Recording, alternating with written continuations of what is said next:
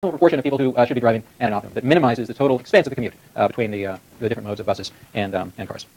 Okay, I'm going to note something quickly about that as we move along. So I've got the optimal row, I've got the private row.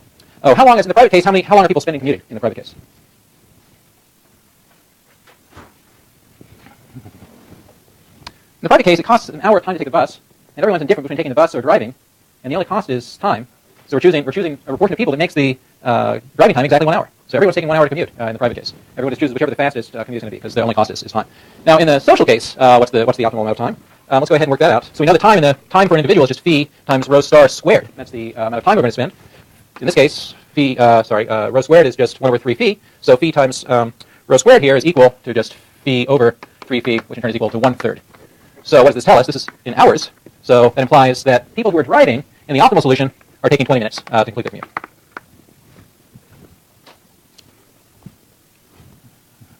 Okay.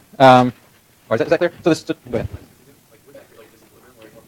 Okay, yeah, so Eric asked a good question, which is, okay, at the social optimum, the guys who are driving are taking 20 minutes, people on the bus are taking an hour, so that's unfair, and how are we going to make that work? Okay, so remember, our planner here is a dictator. He gets to tell you what to do. So what we like to do is move away from the dictator model to one where you choose to drive or you choose to take the bus, and if you choose to drive, it takes 20 minutes. So the way I'm going to tackle that next is by quickly sketching out, I have a word problem here. I'm going to sketch out the Pigovian tax.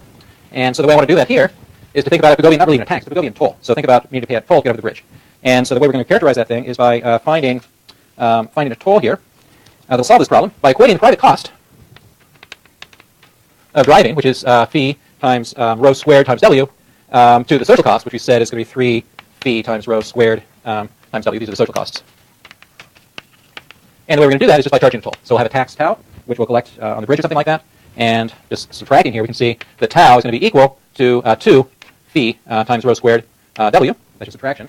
And then plugging in this expression we have for the optimal row, we want to use this optimal proportion of people, implies that we'll have tau equal to 2/3 times w. Okay, so that's the optimal Pigovian tax. Here's the interpretation. You can either decide to drive across the bridge or take the bus. If you take the bus, it takes you an hour. If you drive at the optimum, it's going to take you 20 minutes. But you're going to compensate the rest of society for that faster commute by paying 40 minutes worth of your wage. That's 2/3 of w. So you're going to pay exactly the time savings you got to the government here, and that's going to induce the efficient amount of driving in this commute and the efficient amount of bus taking. The guys who got a faster commute pay taxes that benefit the rest of society. All right, so that's very clear? Okay. All right.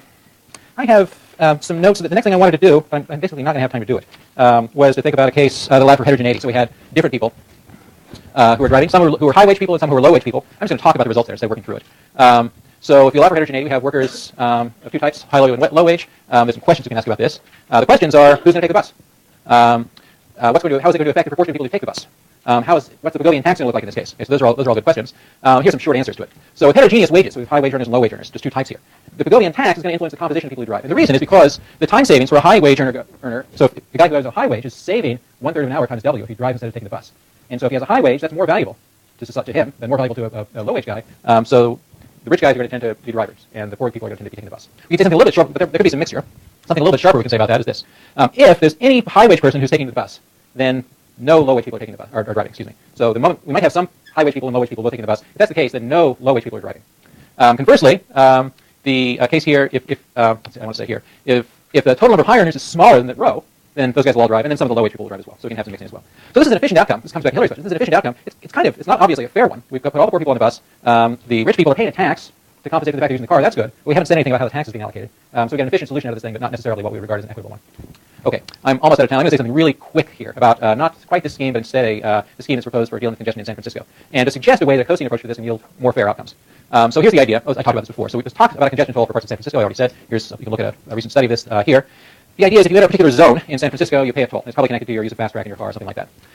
A cosine solution to this scheme, so that looks like a Pigovian setup, but here's a cosine solution.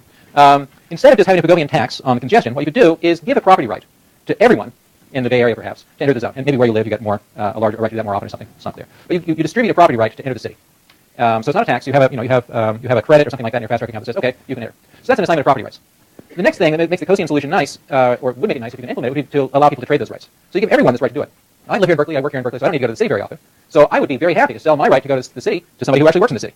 And so if we had a mechanism that would allow us to exchange the right to enter the zone during particular times, that would also lead to an efficient allocation of an efficient set of rules about people who are entering the city. But because now we control by controlling the initial distribution of property rights, we can also decide who benefits. If we give everyone who lives in the Bay Area a right to do this, then low-wage people who don't need to go into the zone at a particular time or who don't commute can sell their right, and now they got some cash. They can go buy lunch.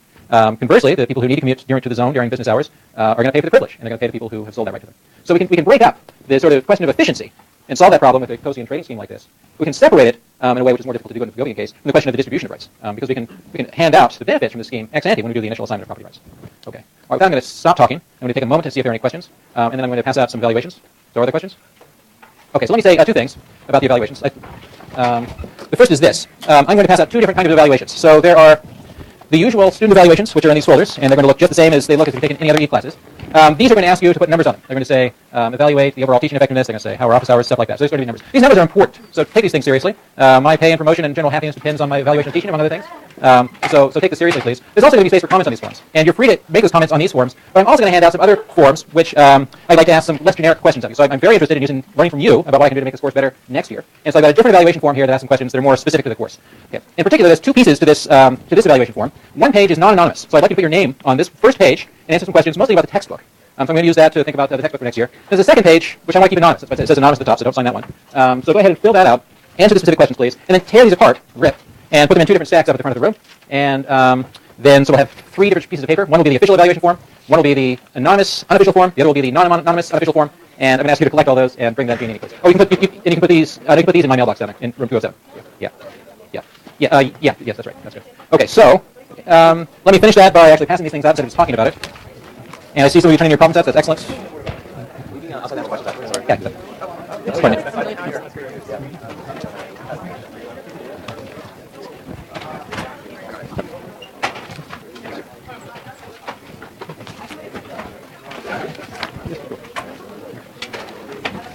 Ready to grab enough of these.